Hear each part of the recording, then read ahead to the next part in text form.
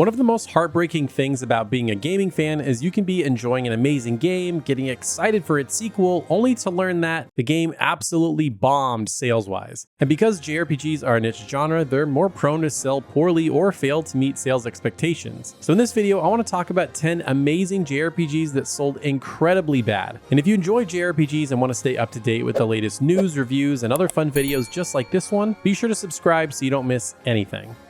Now with this first game, I can already hear the frustrated groans through the internet, and that's Neo: The World Ends With You. Now the first game in the series, The World Ends With You, was a cult hit on the DS with its really unique art style and battle mechanics, and fans prayed for a sequel. Now eventually it did get a remaster on both Nintendo Switch and I also believe on smartphones, and fans finally got their prayers answered with a sequel. And it was an amazing game, very stylish art style. It had a fun new action combat system that made it much more playable, an intriguing story and cool cast of characters, and it seemed like it was set up to be a huge hit. It even scored really well, scoring in the mid-80s, but it bombed, selling less than 19,000 copies its first week in Japan, and by the best estimates we have, it sold less than 200,000 copies, failing to meet Square's expectations. Now, you could say that about literally every Square Enix game ever, so that's not really saying much, but less than 200,000 copies probably didn't even make its money back. And it's sad because it seemed like this was the chance for it to finally break out of obscurity, but sadly, this was likely the final game in the series.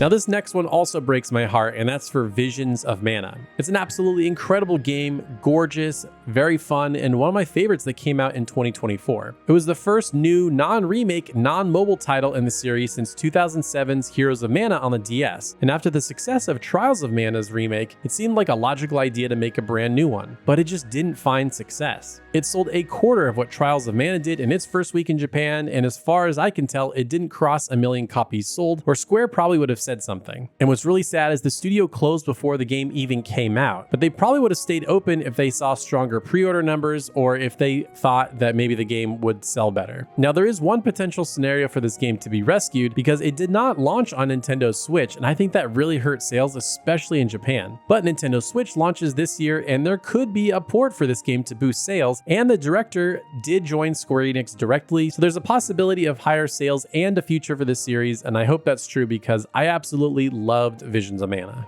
Now, Sakura Wars is a personal favorite of mine, as anybody that's watched this channel for a long time knows, so I was super bummed to hear that it sold poorly. It has an amazing cast of characters with really unique and cool personalities, a simple but fun combat system very similar to like a Dynasty Warriors game, and man, that freaking theme song will stick with you for weeks, if not years. Now, it launched in 2020 for PlayStation 4 exclusively, and it sold over 300,000 copies, and you would think, well, that seems pretty good for an obscure game only releasing on one platform, but it seems like Sega had higher sales expectations, especially during a COVID year when a lot of games had inflated sales, so over 300,000 is just not good enough. Now, I'm surprised it never got ported to things like Switch for Japan and PC for worldwide audiences, because I feel like that really could have pushed this game and really increased its sales, so I was really shocked that that never happened. And it seems like Sega was trying to push the series big with this game because it also did an anime that followed the same story, and there was also a kind of gacha style mobile game, but I don't think either of those did particularly well. And honestly, I haven't heard anything about this game since. No buzz about sequels, ports, remakes, nothing. So of any game on this list, that one hurts the most for me personally because I absolutely loved it and I just wanted it to sell better than it did.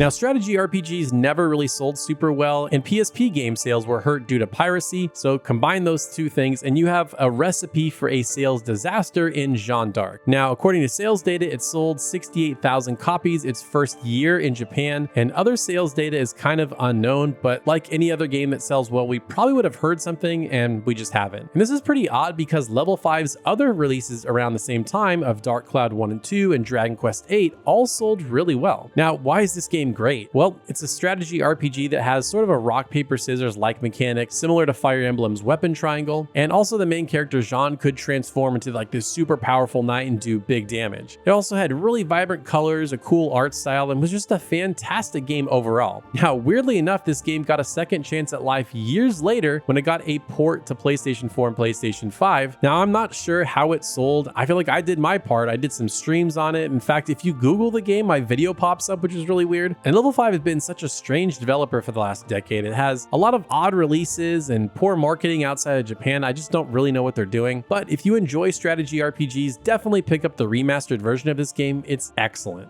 Now, the story behind Fuga Melodies of Steel and its sequel are really odd. The developer CyberConnect 2, best known for its Naruto games and Dragon Ball Z Kakarot, wanted to experiment and expand one of their more internal series into something different. So they made Fuga Melodies of Steel, and it's a really cool game. It has a large variety of gameplay with its turn-based combat with the tank battles. You interact with the characters in the tank, you can go dungeon crawling. There's all sorts of cool stuff you can do in this game. Not to mention a really cool story and art style. But the team has said many times that they never recouped the cost of the game. Yet despite that, they decided to develop and release a sequel, which also didn't do very well. But yet again, they announced a third one, and it's presumably going to be the last game in the series. Now, it launched on every platform available, so I don't think that was the problem. Now, the second game released only one day before Tears of the Kingdom, so I think that definitely hurt it because a lot of people were just going to pick that game up. But there is some hope for the series because when the third game drops, there's going to be physical releases on Nintendo Switch for all three games, so that might give it some kind of boost. But also, I just wonder if this kind of a game just isn't appealing to a wide audience because all the characters are kind of like human-animal hybrids, maybe you want to call them furries, and I think that just turns certain people off, which is a shame because I think all the characters are really cute and charming. I think both games are fantastic, and you can easily get them for pretty cheap, so if this game at all looks interesting, definitely go pick it up.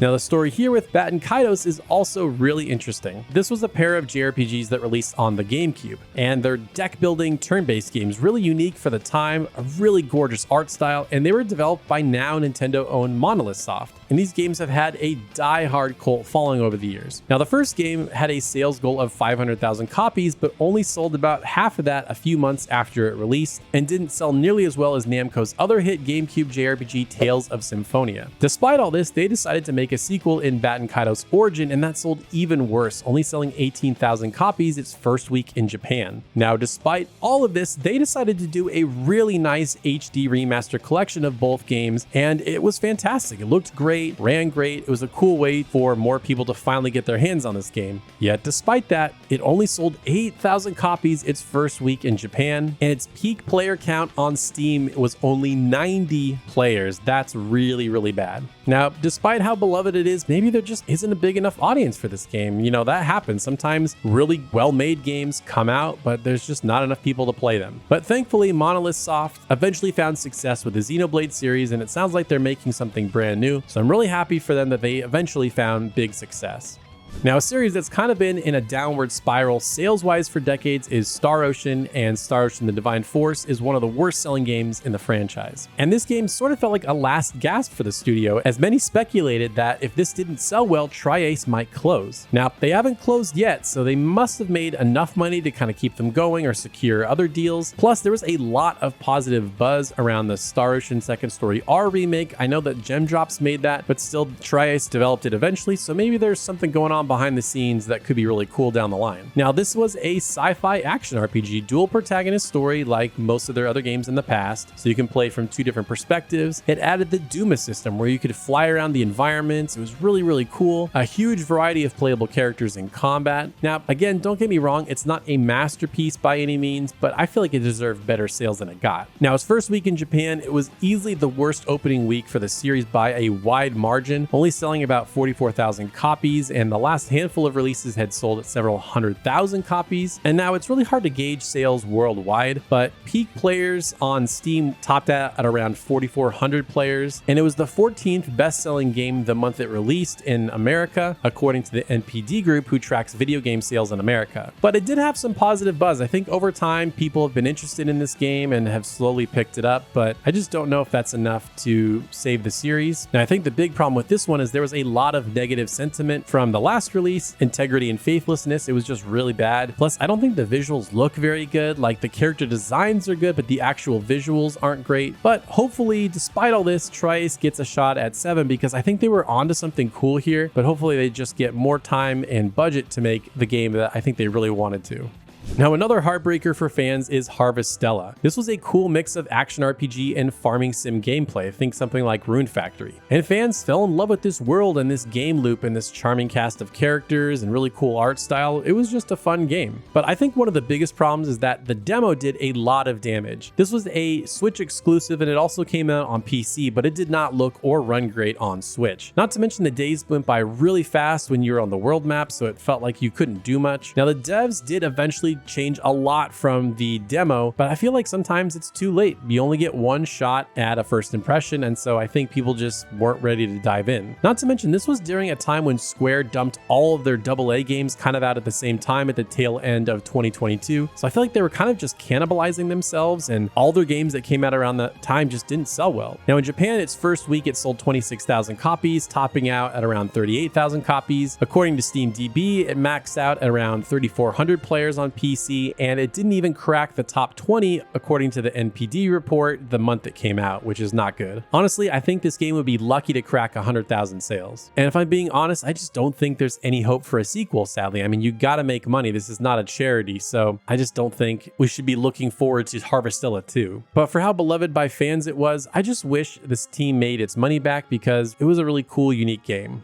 Now, one of the most beloved entries in the Fire Emblem franchise is Fire Emblem Path of Radiance. It stars Ike, a fan favorite character, in this really cool story about uniting different races to fight a common enemy, great tactical combat, and it was the series' return to home consoles after being on handhelds for a long time. Now, despite selling over 100,000 copies, I think Nintendo and Intelligent Systems wanted higher sales. And I think what really hurt it was this was released during the waning days of the GameCube, and I think Japan obviously prefers handhelds, so the fact that this was only on home consoles hurt it. There wasn't much marketing outside of Japan, not to mention the GameCube only sold around 22 million consoles in its lifetime, so there just wasn't that much potential for sales. And also, here's a weird thing about the European release. Path of Radiance and the Sacred Stones released on the exact same day in Europe. Like, what was Nintendo thinking? And physical copies are notoriously rare and expensive due to the low print run. I mean, if you want to pick this game up, you're looking at least $200 on eBay, which is ridiculous. And it was really due to this game and Radiant Dawn that Nintendo pushed for higher sales, and because Awakening eventually saved the series, we now have a huge popular franchise with Fire Emblem. What's really sad is this never got a port or remaster of any kind, and I really hope they do it so we don't have to spend hundreds of dollars just to enjoy this really awesome game.